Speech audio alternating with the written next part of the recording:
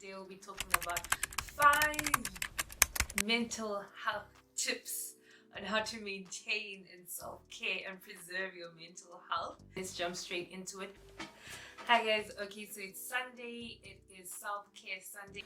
We know that our mental health is something that can change at any point. It is our psychological well-being. You can go from calm and above board to overboard and anxious in one moment or somewhere in between, right? And sometimes you don't know what is wrong. You don't know how to cope. You don't know how to ask for help. You don't know what to do to get out of that dip in your graph, Think of it like this graph. I don't like maths, but it's that graph, right? And at each point, you may need a different type of help and you may require different type of tools. The most important thing about mental health is being able to have the right tips and tools and self-actualization to be able to actually help you get a healthier state in your mental well-being. So let's get into the 5 tips. The first one is routine. Sounds redundant, sounds boring, sounds obvious, but it's very true. And I'd like to explain why I actually say that. If you think about it, routine, as boring as it is, can help you identify the actual issue, the source of why you're feeling the way you're feeling. Let me give an example. Take Remo A, right? Remo A wakes up with a headache. Because of that, is in bed the whole day, doesn't want to get out, is feeling upset because I had so much to do, I don't get to my desk on time, and because of that, maybe I worked an hour, I started an hour later, I don't feel like going to gym because my head is throbbing. I get to the end of the day or halfway through the day and I'm like, but what did I do? I didn't do much. And why? Like, oh, what an unproductive day. I don't understand what's wrong with me today. Like, I've worked past the headache before. Remo B has this conversation last night with a friend or with someone, doesn't sleep, restless night, doesn't end up sleeping well. Wakes up still not feeling a bit okay, doesn't get to work on everything that she wanted to, is in bed or is feeling a little off and feels like, I didn't have quite a productive day. Where did my hours go? Now, without a routine, you're unable to see what it is that caused you to not do what you usually used to doing. So for instance, you can go to gym even though you're feeling sad. Yep. But you ain't gonna go to gym if you're feeling physically unwell. But what that allows you to do is to really identify whether it was a physical symptom or an emotional, psychological symptom that led you to the way your day now looks like. But if you don't have a schedule, you actually can't tell that something's wrong and that you're not doing what you're usually used to doing. That's like, something's off feeling can hardly come if you don't have a routine for yourself, right? Another thing with routine is set attainable goals. Because you're not doing so great, don't try to be superhero, superman, superwoman and do the chunk of everything you're used to doing. Set attainable goals. If you have a headache, you're not going to go and do all 20 things and lift weights and, run around. You're going to say, okay, this is what I can do and let me start there. But what's important to realize is that your best, whatever it looks like today, is enough. You're not going to have to go against yourself or feel bad and put a lot of pressure on yourself and be hard on yourself and feel like there's an expectation for you to do more. Do what you can, and that is great. You're doing well, honey. You are doing great. And also reaffirm the people around you who are struggling with their mental health that what they're doing is best. They just need to try and just do one extra thing and have a form of routine. Even if it just means like my goal is to shower today. My goal is to have more than 2 meals. My goal is to reply to the 20 messages I was ignoring. That is okay. Number 2, feel the feels. I know that is difficult to do, right? But you need to allow yourself to feel what you're feeling.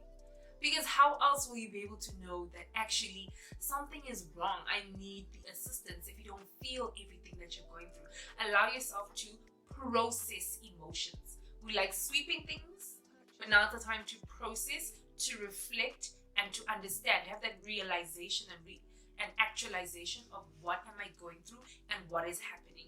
In that way, we actually progress easier and better. Because what I always say is self-actualization and self-realization is actually a lot of progress. Because unless you know what is wrong, you can't take the action to allow you to be better. So that is so much power in knowing that, oh, in as much as, even if it feels shameful or it feels like, how can I, feel like this over something so small? No, you are allowed to make a big deal out of what matters to you or what hurt you or what you're actually feeling. So it's okay to not know, but it's also okay to feel everything. Number 3, maybe you don't want to feel everything, but what's important is to talk about it. Whether it's now, whether it's later, actually get it off your chest. It seems so easy and easier said than done. And sometimes the issue is when you're in the middle, when things are not chaotic and things are not at a calm, and you're in the middle and the answer is, I don't know. I don't know what help I need. I don't know how best you can be here for me. I don't know why I'm feeling the way I'm feeling. I don't know what is wrong. But just speaking allows the next person to understand what you're going through. Because what that does is sometimes not speaking makes us feel as though we're alone. Makes us feel as though we're the only people who are going through this and that people don't understand. Or that people don't want to help and actually be there for us. So speak about it. And be selfish in terms of what you need. If you don't need someone wanting to talk and blabber all the time and you just need someone to sit there quietly and watch something with you, say that this is what I need of you today. And don't feel guilty that as if you're using them. They're your friends, they're your family, your support group and community are there and they want to be there for you. So quite openly state what it is that you need. Number 4, declutter. What a word. Wow. What does declutter mean? I'm still figuring it out. There's physical and, almost said spiritual. Take me to church. There's physical and there is emotional clutter. Now, this is something we're all trying to learn and understand. But the thing is, when you're not okay mentally, clutter is inevitable, whether it's physically or emotionally, but there will be a lot of things that are not meant to be where they currently are. Now, think about it. I've learned 2 things. I've learned that there's 2 kinds of clutter. You have clutter in motion and you have clutter in stasis. Clutter in motion basically means that there's something that you're currently using that's not meant to be where it is. An example, a pen. A pen you're currently using which actually has a place where it stays. Or a book that you're currently reading which is probably on your desk but actually has a bookshelf of where it stays. That is clutter in motion because it is cluttering a certain space that is not meant to be in, even if it looks pretty and cute where it is and it's not creating a mess, but it actually can pile up. Then you have clutter in stasis, which is actually clutter in motion that just stayed there. So then you have a book on your bed that you just shoved on the floor when you had to sleep. And then you have the piles of paper from opening mail. You have the clothes on that chair. We all have that laundry chair. So we end up having clutter in stasis. The thing with clutter in stasis is that then our brain and our minds, whether it's emotional or physical clutter, has told us that it's okay there and we become unbothered more than we used to be before. And we just jump over it, just sweep it under the carpet and it just stays there. But it doesn't belong. So the beauty of decluttering is actually saying, does this emotion belong here? Does it actually have a place where it can go? Maybe if the answer to that is yes, then the next question is, when can I move it? Or why haven't I moved or dealt with it yet? What am I afraid of?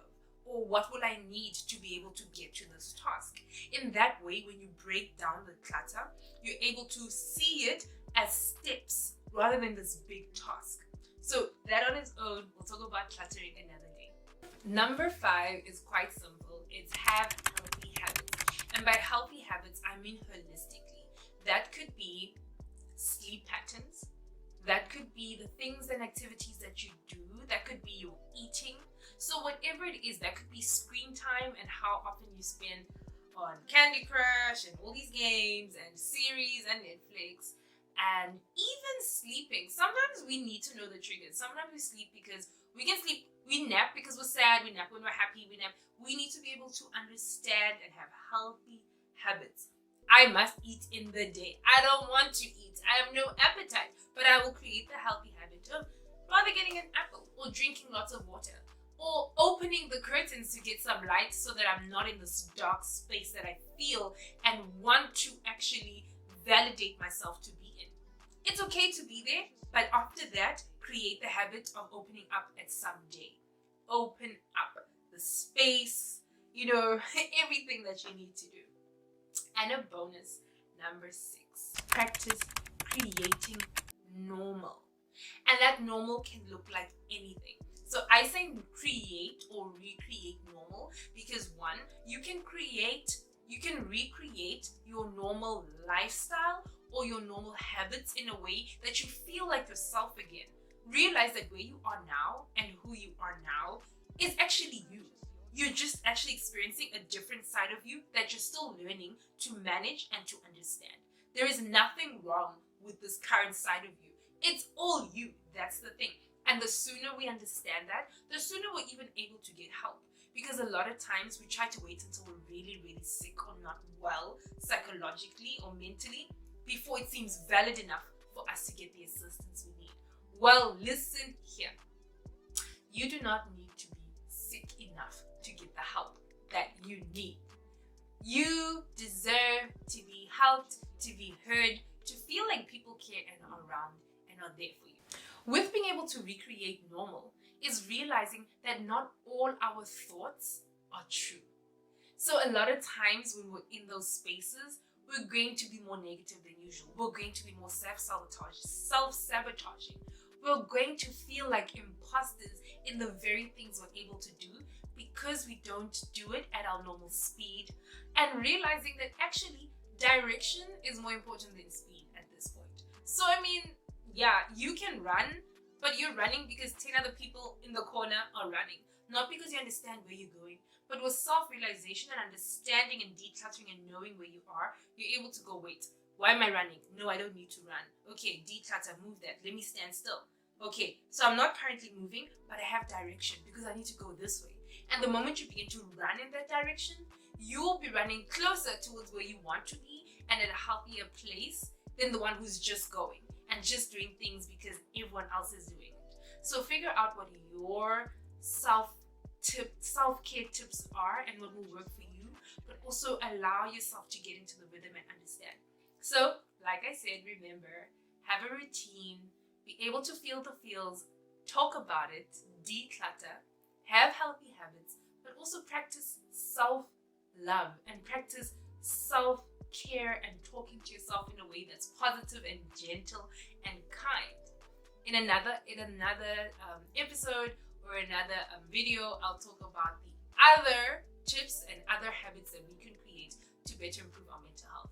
So, if you like this video, like and subscribe, but most importantly, share it with someone who needs it, maybe with yourself or others who you want them to understand you. And also remember to reach out.